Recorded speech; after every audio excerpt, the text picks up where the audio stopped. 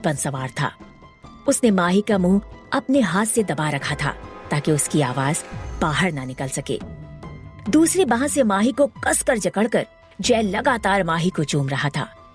बेबस माही छटपटा रही थी। तुम्हें मालूम नहीं माही, तुम कितनी खूबसूरत हो। तुम्हारा ये बदन, तुम्हारी आंखें, इन्हें देखकर कोई भी तुम में खो जाए। मैं कितनी देर से तुम्हें समझाने की कोशिश कर रहा था, लेकिन तुम भी। ये बोलते हुए जय ने माही के गालों को चूमा। माही की आंखों से आंसू बहने लगे। तभी झटके के साथ वॉशरूम का दरवाजा खुला और जय के सिर से कोई भारी चीज आकर टकराई। दर्द से कराहता हुआ जय जोर से चीखा। वो भी कुछ समझ पाता तभी किसी ने उसके गाल पर एक जोर का थप्पड़ मारा। माही ने घबराते हुए जैसे ही उस शख्स की तरफ देखा, उसकी आंखों में चमक आ गई और लगातार आंसू बहने लगे। सामने विक्रम था, जिसकी आंखों में गुस्सा साफ दिख रहा था। विक्रम जोर जोर से जय को मार रहा था और हर एक वार के साथ विक्रम बोल रहा था, तेरी हिम्मत कैसे हुई माही को हाथ लगाने की? बोल। फिर विक्रम ने जय के कॉलर को पकड़ा और उसे दीवार की ओर जोर से धक्का दिया। जय का सर दीवार से टकराया और उसके मुंह से निकला, I'm sorry, but who are you? लेकिन विक्रम ने उसकी किसी बात का जवाब देना ठीक नहीं समझा। वो तो बस अपने जुनून में बोले जा रहा था। कैसे छुआ तूने माही को? बोल। इन्हीं हाथों से छुआ ना तूने माही को, अब इन हाथों से कभी किसी लड़की को नहीं छू पाएगा। विक्रम ने जय की बाह को जोर से मरोड़ दिया। जय तड़प कर चीखने लगा। जय की चीख से कुछ लोग वॉशरूम की तरफ दौड़े। लोगों को आता देख विक्रम ने अपना कोट उतार कर माही की तरफ उछाला और बोला, पहन लो इसे। माही जो अब तक बुत बनकर खड़ी थी, विक्रम से जाकर लिपट गई।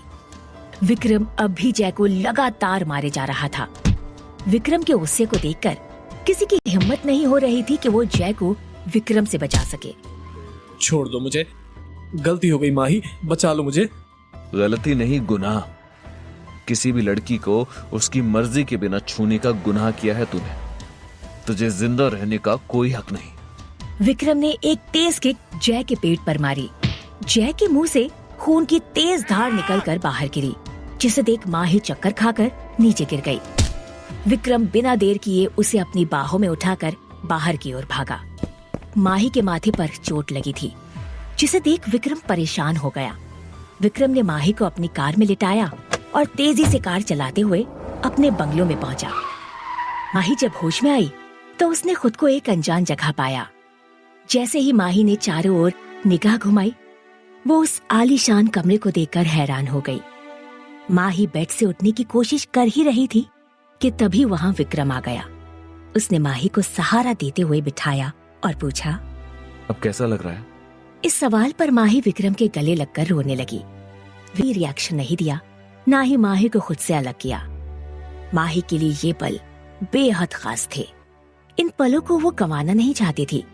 इसलिए विक्रम के गले लगे लगे उसने कहा, अगर आप ना आते तो शायद मैं जिंदा नहीं बचती। विक्रम ने माही को अपने से अलग करते हुए कहा, तुम्हें खुद का ख्याल रखना चाहिए था। मैं हर समय तुम्हें बचाने के लिए नहीं आ सकता। इस पर माही मुस्कुराई और बोली, थैंक यू मिस्टर विक्रम, मुझे अब अपने हर सवाल का जवाब मिल गया है।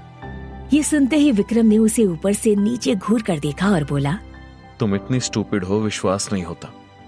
किसी भी आदमी पर भरोसा कैसे कर सकती हो? इस पर माही ने उदास होते हुए कहा, मैं स्टूपिड नहीं हूँ, मुझे नहीं पता था जय मेरे साथ ऐसा। बात को अधूरा छोड़ माही सिसकने लगती है। विक्रम को उसका रोना अच्छा नहीं लग रहा था।